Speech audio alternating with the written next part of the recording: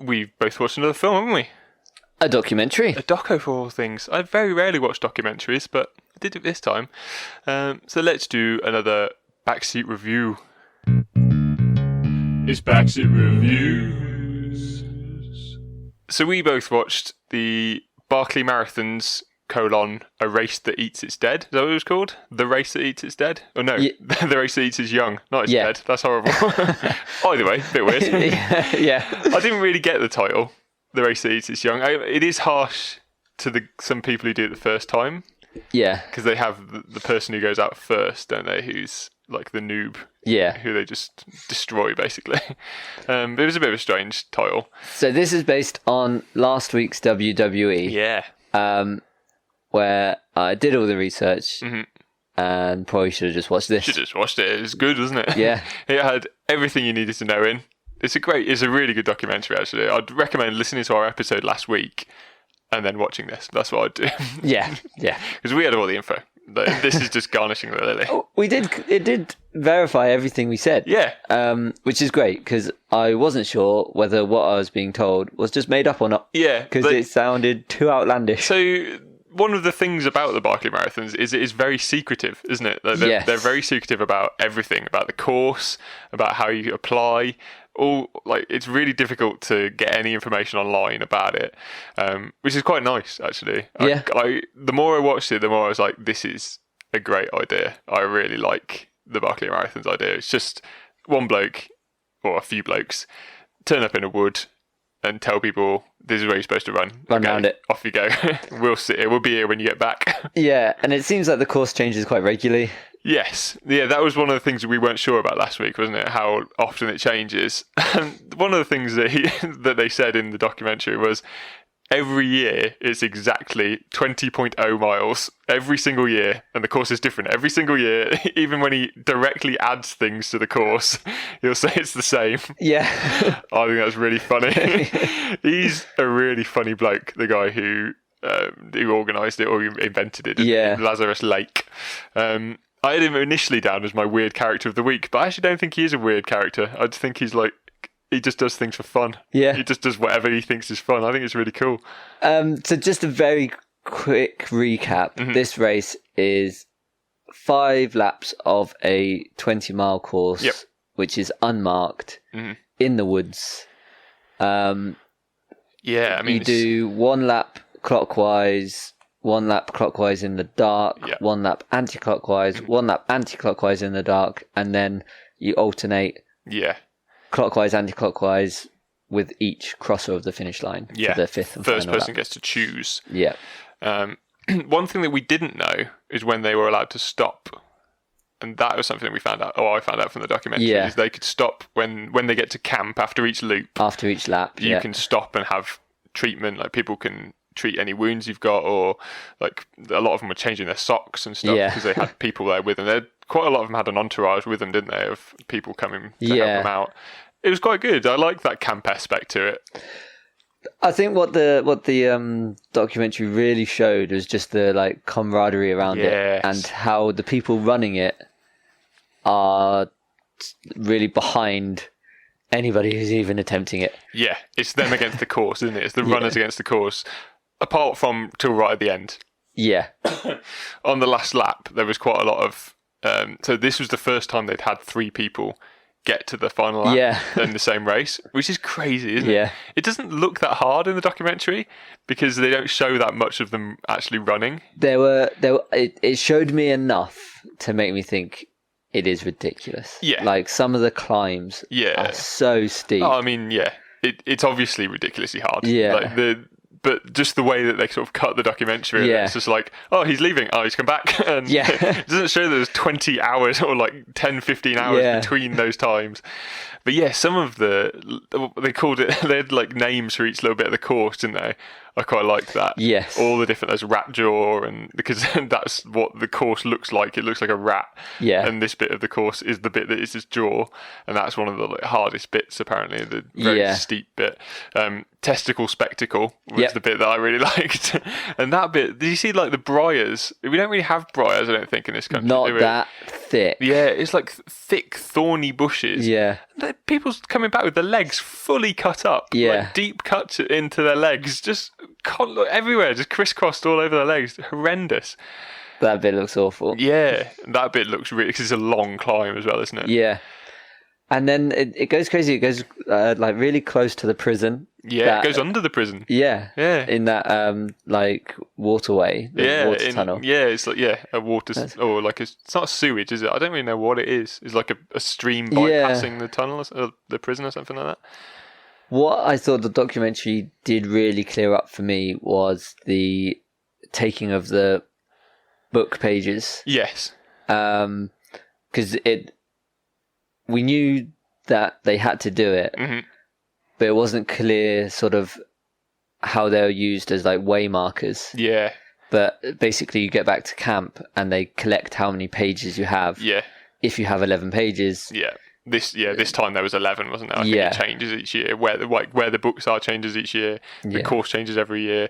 So even if you're a repeat runner, there's no idea. You've got no idea where you're going, really. Maybe you'd have a bit more. I think you have more idea of how you need to do it. Yes, and how to battle the terrain. But I don't think you know where you're going still, even if you've done it before.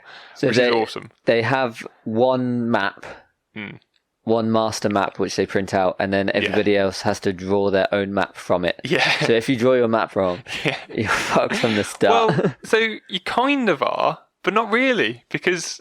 Like you said with the camaraderie thing, they all pretty much run together. Yeah, they go in like pairs or threes. With. Yeah. Well, like at the start, they're all sort of together. Obviously, they bunch up, and then the faster ones set out faster and go a bit further away. But normally, you can see the people ahead of you because it's quite openish terrain. Yeah. So you can keep a track of people ahead of you. So if you do mark your map wrong, and you're like, I think I should be going ahead here. And then everyone else is going off right. You can be like, oh yeah, I probably marked that wrong, didn't I? And then by the time you're on the 5th lap, hopefully you've got it. Yeah, exactly. And then you have to go the wrong way. Damn it.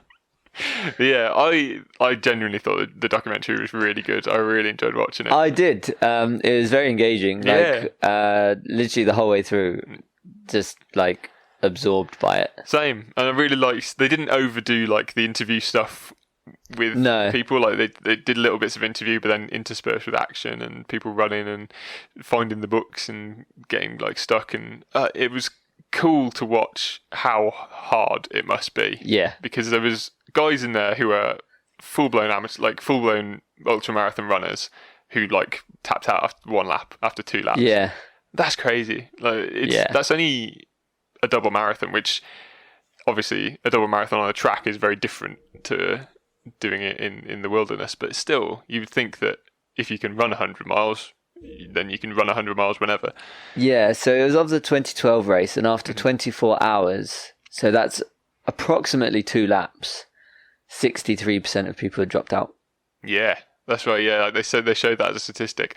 That was crazy, I thought. Yeah. And I liked the bit where they have the guy who gets number 1.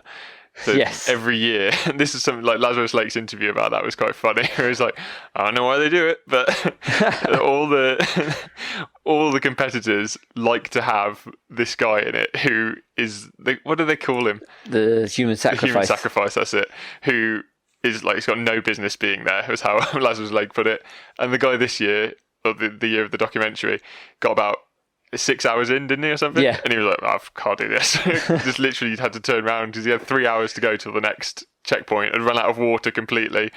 His feet were killed. It's crazy. Yeah. That guy, like, he was not a complete newbie at running or anything. He just did not know what to expect from this race. Exactly, yeah. And there was people there who'd been training for it for months and months and months just for this race. Yeah. It was cool. I did have a weird person. Did you? Not technically in the documentary. Oh. But they showed footage from when the sort of prisoner that this is sort of taking the mick out of. Right, yeah. They showed footage from when he escaped. Yeah. And the prison warden looked like one of those cool PIs from like like Magnum PI or something. Yeah, with like big sunglasses, like a Hawaiian shirt with a blazer over the top. Yeah, he didn't look like a prison warden, did he? Yeah, it's a good point. I mean, this was from the 70s, I think, so things were a bit different back then. But still, yeah, he was strange, and he was very sort of laissez-faire about the fact that the prisoners had got out as well, wasn't he? Well, I guess he knew I was on the outside. Yeah. He's like, we'll find him in 60 hours just outside the door. Yeah, they literally couldn't get anywhere, could they? It was, and you can see from watching this why they get so turned around, because it is impossible to keep track. People with maps can't keep track, so how are you supposed to keep track as just a bloke coming out of prison? I like the story about Don Baglioni, who has the record for doing the least amount on the course. He ran for 32 hours and did 2 miles of the actual course. He went bang off course straight away and never found it again. And had to turn back after 32 hours having done 2 miles. Wow. How funny is that? I thought that was awesome.